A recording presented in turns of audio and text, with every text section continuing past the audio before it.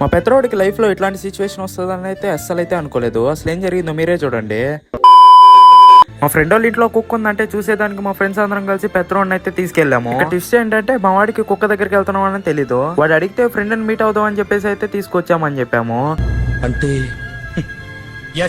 మా వాడితో అయితే నీకు ఒక సర్ప్రైజ్ ఉంది, చెట్టు దగ్గర అయితే తాడుతో అయితే కట్టించుకుంటే ఆ సర్ప్రైజ్ అయితే చూపిస్తామని చెప్పాను. అది ఎక్స్పెన్సివ్ గిఫ్ట్ అనేసి అయితే మా వాడైతే కట్టించేసుకున్నాడు. ఇంకా కుక్కను వదలగానే మా వాడి రియాక్షన్ చూడండి ఎట్లా ఇచ్చాడో.